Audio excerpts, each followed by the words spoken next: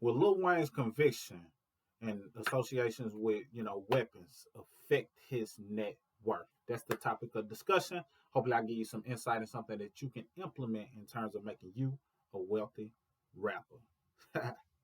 What up? You got Cinco Smith at CincoSmith.com, WealthyRapper.com. If you haven't already, go to WealthyRapper.com and get your free case study where I talk about how you can create multiple streams of income as an artist, even if you never get a record deal. And it's more than just multiple streams of income. It's about you taking ownership as an artist and just being able to build your net worth as an artist on your journey to get into the bag. I don't want you to be leaving other bags down on the floor that could accumulate and add to your net worth. And even if you never get famous, even if you never get a record deal, you still got wealthy. Now, that being said, grab that, after this video. Now, let's talk about Lil Wayne because people are talking about Lil Wayne, his conviction, as it relates to the scenario. Supposedly he had weapons and he wasn't supposed to have weapons, things of that nature. I won't get into all of that because I have my thoughts on uh, people being denied of certain rights, you know, and it's a problem with that in general. So I just leave that alone. That's not my space, but I got my own thoughts on it. But will it affect his net worth?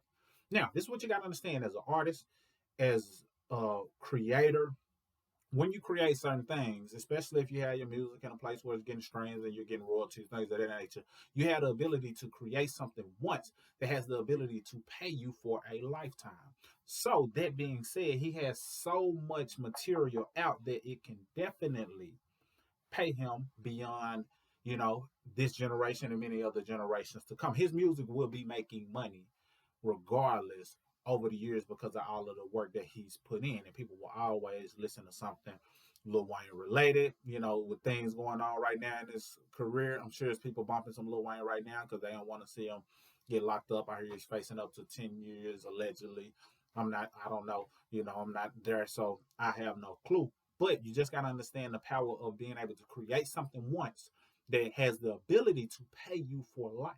And if you understand that, then you'll view your artistry and the music that you do from a different angle. And I'm speaking to myself as well because there's certain things that I might have gravitated towards that might have been a trend or something that was for the moment. But if it didn't have a long term outcome or create, basically in a nutshell, imagine creating music that you know is timeless. I said that in another video when I was talking about another person that I feel is or displays the attributes of a wealthy rapper. Imagine creating something that's timeless, that even though it might not have sparked right then and there, if somebody discovers you 5 years later, it's a hit. It can bring in some wealth and revenue due to the fact that you created something that was timeless. That's what music is in general. And most of the time, people think that they're just creating for the moment, but you may get some music discovered 5 years, 10 years from now due to the fact that what you said was something that's applicable for this day and age, or the title, made it relevant, or something else happened that sparked it and made it relevant, and people start rocking with it later. So don't escape the fact that music can be timeless, which means that your revenue streams that come from the music that you created can be timeless, which means that you can position yourself for wealth to where if anything was to happen, you can still be earning revenue. So he will still be earning revenue, or his songs will be earning revenue. So I can't say it will affect his net worth per se. Of course, it'll eliminate some of the things he's able to do to earn more wealth, but his catalog is pretty intense. Now, I will say this, and this is allegedly, this is what will affect his net worth more than the conviction. Allegedly, he sold his masters to the label that he was under. The label that he's under.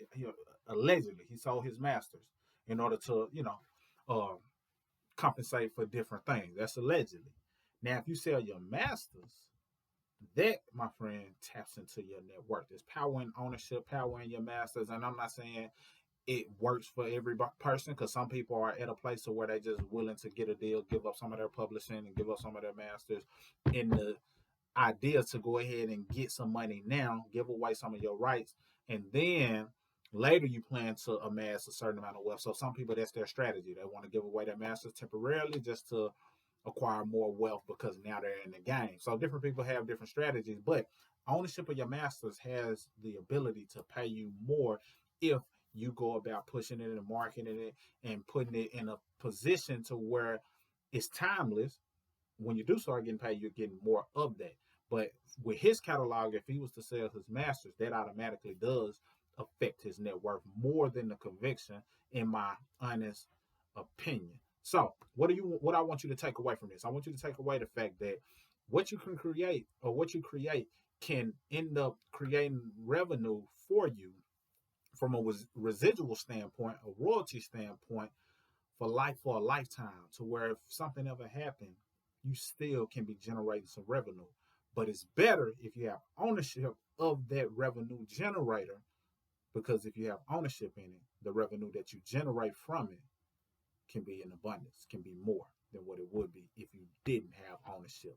So I hope you got something out of those two concepts as it relates to Lil Wayne's net worth. Will it decrease, increase? I just want you to be tuned into things that can benefit you, not just tuned in for the sake of gossiping and being able to talk about it and carry a conversation in the barbershop. I want you to take the information and all the things that you're learning, whether it's from the news, conversations, media, and apply it in a way that benefits you. Because if you're not learning and consuming information and then doing something to get in position, then you're wasting your time.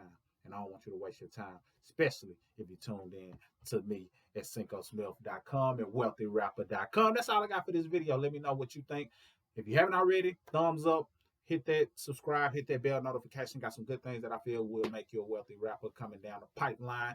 And definitely go to wealthyrapper.com and get your free case study. And if we decide to work together and you get into the program, then you definitely will be on track to becoming a wealthy rapper. And I will say that. That being said, that's all I got. Cinco Smith signing out. Salute.